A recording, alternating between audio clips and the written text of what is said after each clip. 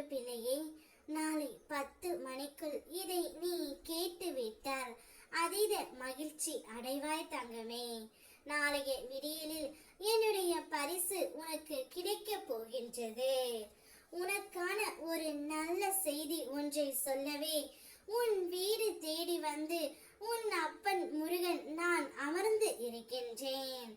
உன்னுடைய நீண்ட நாள் போராட்டத்திற்கு நாளையே நிறைவு காலம் வந்துவிட்டது. வாழ்க்கையில் எத்தனை போராட்டம், எத்தனை தியாகம், எத்தனை ஏமாற்றம் என்று நீ அனைத்துமே பார்த்து விட்டாய். இப்பொழுது உன் தியாகத்திற்கான பலனை நீ அனுபவிக்க போகின்றாய் பிள்ளையே. கண்ணீரோடு காத்திருந்த நீ இனி மன நிறைவை பெற போகின்றாய். உனது பொறுமையும் நீடித்த நம்பிக்கையும் எனது திருமுன்னர் மதிக்கப்படுகின்றது.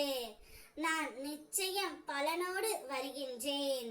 அதுவரை பத்திரமாக உன்னுடைய மனதை பக்குவப்படுத்தி பாதுகாத்து கொள். இதுவரை இருந்த இந்த பொறுமையும் நம்பிக்கையும் உன்னிடம் பத்திரமாக இருக்கட்டும். மாறாக இது அவர் சொன்னார், இவர் சொன்னார் என்ற நம்பிக்கையில் யாரையும் தேடி நீ ஓடி விடாதே பிள்ளையே. ஒருவரிடம் ஓடி அதன் மூலம் உன்னுடைய பிரச்சனை தீர்ந்தது என்று ஒருபொழுதும் நீ நினைக்க வேண்டாம். அந்த நேரத்தில் அந்த விளைவுக்கான முடிவு வந்தது என்பதை மட்டும் தெரிந்து கொள், போதுமானது. கவலைப்படாமல் இரு. என்னுடைய அனுமதி இல்லாமல் இனி எதுவுமே உன்னுடைய வாழ்க்கையில் நடக்காது. எனவே கலங்காமல் இரு.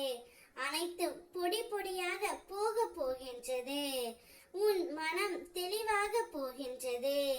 இழந்தது அனைத்துமே மீண்டும் பெற போகின்றாய். உனக்கு எந்த ஒரு குறைகளும் ஏற்படாமல் அனைத்தில் இருந்தும் நானே உன்னை பாதுகாக்கின்றேன்.